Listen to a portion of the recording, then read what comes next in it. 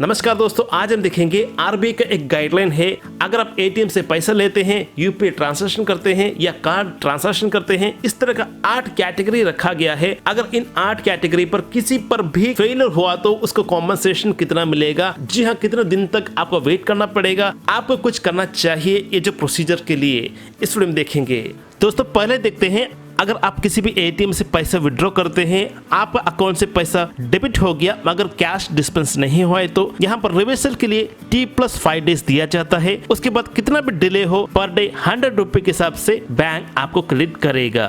चलिए देखते हैं कार्ड ट्रांजैक्शन। किसी भी कार्ड से किसी और कार्ड के लिए आप पैसा भेजते हैं, तो अगर पैसा डेबिट हो गया मगर बेनिफिशियरी को क्रेडिट नहीं हुआ है तो T+1 डे का पैसा रिवर्सल होने का समय दिया जाता है। उसके बाद कितना भी डिले हो पर डे 100 रुपए के हिसाब से बैंक आपको क्रेडिट करेगा।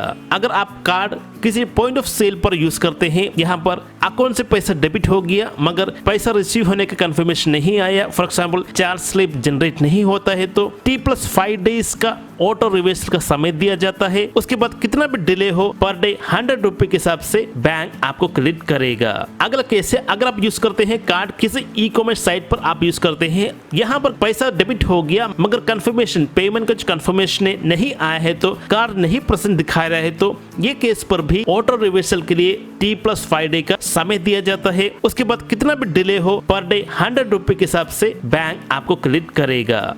दोस्तों ये हो गया कार्ड ट्रांजैक्शन। अब देखते हैं IMPS ट्रांजैक्शन। अगर आप करते हैं इमीडिएट पेमेंट सिस्टम यूज करके आप पैसा सेंड करते हैं, तो ये जो केस पर भी आपका अकाउंट से पैसा डेबिट हो गया मगर बेनिफिशियरी को क्रेडिट नहीं हुआ है, तो T+1 डे का समय दिया जाता है रिवर्सल के लिए। उसके बाद कितना भी डिले हो पर डे 100 रुपए के हिसाब से बैंक आपको क्रेडिट करेगा।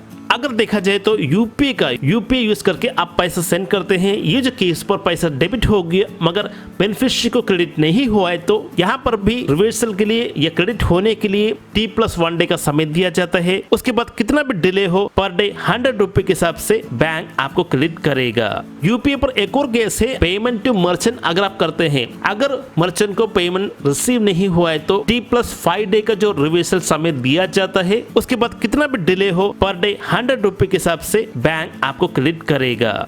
अब देखते हैं आधार एनेबल पेमेंट सिस्टम का, इंक्लूडिंग आधार पे। अगर अकाउंट से पैसा डेबिट हो गया मगर कंफर्मेशन रिसीव नहीं हुआ है, तो मर्चेंट लोकेशन को क्रेडिट एडजस्टमेंट के लिए T+5 डे का समय दिया जाता है। उसके बाद कितना भी डिले हो पर डे 100 रुपए के हिसाब से बैंक आपको क्रेडिट करेगा।